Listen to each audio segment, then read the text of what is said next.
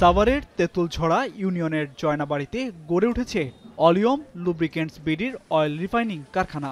সেখান থেকে নির্গত তেল এভাবেই ড্রেনের পানির সাথে ভেসে ছড়িয়ে পড়ছে বিভিন্ন পাড়া মহল্লায়। এতে নষ্ট হচ্ছে পরিবেশ। সাভারে আবাসিক এলাকায় গড়ে উঠেছে এমন আরও বেশ কয়েকটি কারখানা। গেল 2 মাসে কারখানার পাশের ব্রিজের নিচে জমা হওয়া তেল থেকে আগুন লেগেছে বেশ কয়েকবার।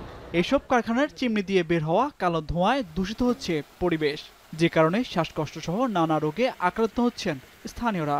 জ্বর ঠান্ডা আসছে, কদিন পর জ্বর আছে, এত জ্বর আসবে কেন, এত ঠান্ডা লাগবে কেন? ময়লা টয়লা তেল জাবড়ে বেবাক যাচ্ছে, ভাসিয়া দুর্গন্ধে থাকা যাচ্ছে না, এই শ্বাসকষ্টের সমস্যা।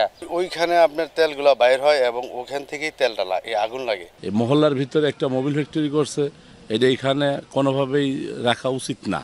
এইসব বিষয়ে জানতে অলিয়াম লুব্রিকেন্টস বিডির কারখানায় গেলে সাংবাদিকদের সঙ্গে দুর্ব্যবহার করা হয়। এছাড়া স্থানীয়দের বক্তব্য নেওয়ার সময় বাধা দেন কারখানার লোকজন। নিয়ম অনুযায়ী প্ল্যান্ট বসানোর আগে পরিবেশ অধিদপ্তর থেকে অবস্থাগত ছাড়পত্র, ফায়ার সার্ভিসের অনুমোদিত অগ্নি নির্বাপন প্ল্যান থাকতে হবে।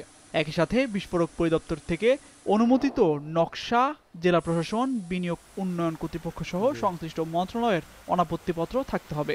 তবে এসব নিয়ম নীতির তোয়াক্কা না করেই সাভারে গড়ে উঠেছে বেশ কিছু অয়েল রিফাইনিং কারখানা। উপজেলা প্রশাসন বলছে এসব কারখানাগুলোর বিরুদ্ধে শিগগিরই ব্যবস্থা নেওয়া হবে।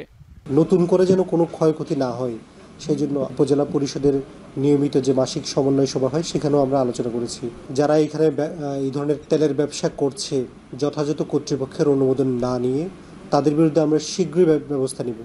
আবাসিক এলাকায় গড়ে ওঠা এসব অয়েল রিফাইনিং কারখানা অন্যত্র সরিয়ে নিয়ে স্বাভাবিক জীবনযাপন নিশ্চিতে দ্রুত ব্যবস্থা নিতে প্রশাসনের প্রতি দাবি স্থানীয়দের।